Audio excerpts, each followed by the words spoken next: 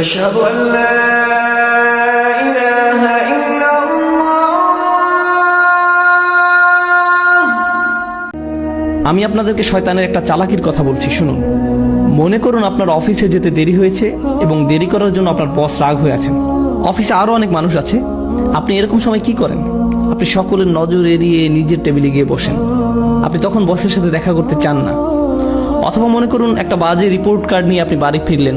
যখন আপনি ক্লাস 6 বা 7-এ খারাপ রিপোর্ট কার্ড নিয়ে আসেন, তখন আপনি চুপিসারে ঘরে ঢুকবেন। কোনো আসসালামু আলাইকুম নেই, কোনো কিছু নেই। চুপিসারে ঢুকে আপনি ঘুমের ভান করে পড়ে রইলেন। মা যদি জিজ্ঞেস করে আজকে স্কুলে কি হলো, আপনি তখন বলবেন তেমন কিছু না।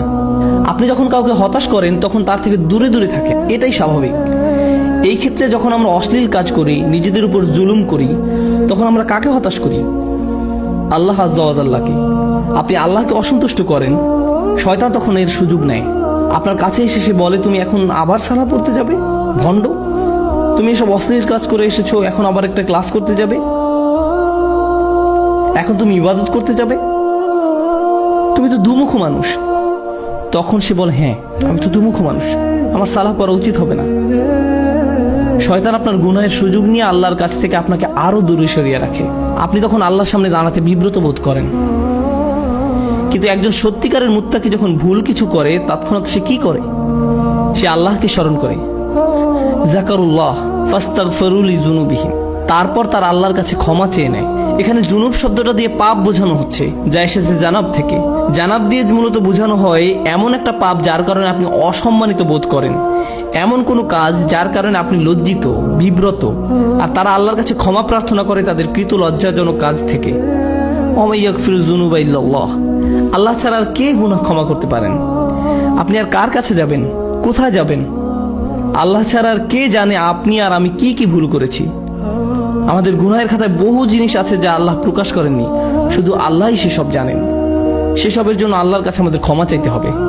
জান্নাতে যারা যাবে তাদের বর্ণনায় যেসব বৈশিষ্ট্য এসেছে তার মাঝে এটাই প্রধান বৈশিষ্ট্য। উলাইকা লাহুম জান্নাতুন তাজরি মিন তাহতিহাল আনহারু খালিদিনা ফিহা। তাদের জন্য প্রতিদান হলো তাদের পালনকর্তার পক্ষ থেকে ক্ষমা এবং জান্নাত, যার তলদেশে প্রবাহিত হচ্ছে প্রস্রবণ। এখানে যে শেষ কথাটি আপনাদের আমি বলবো, আমার ফ্যামিলির সাথে একবার শপিং মলে গিয়েছিলাম।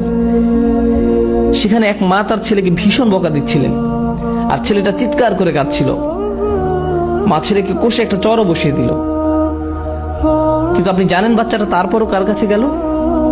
এরপরও বাচ্চাটা মাকেই ধরে রইল, তার মাকে ছাড়ছে না। চারপাশে সব কিম্ভূত কিমাকার বিশাল বিশাল অচেনা মানুষ, সে তাদের কাছে যেতে চায় না। যদিও তার মা তার উপর রাগ হয়েছে, হতাশ হয়েছে, তাকে বকা দিচ্ছে, কিন্তু তার আশ্রয় সুরক্ষা সে কার কাছে পাবে? তার মায়ের কাছেই। এই দৃশ্য আমাকে ভাবিয়েছে, সুবহানাল্লাহ। যখন আমি আপনি গুনাহ করি, যখন আমরা আল্লাহকে হতাশ করি, তার অবাধ্য হই, আমরা কার কাছে যাব? আমাদের আর কোথাও যাওয়ার আছে? আমাদের আর কোথায় যাওয়ার আছে?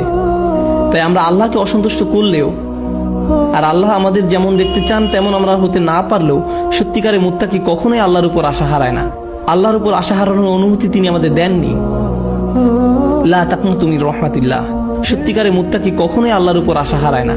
আল্লাহর উপর আশা হারানোর অনুমতি তিনি আমাদের দেননি। এই আচরণ আমাদেরকে রপ্ত করতে হবে।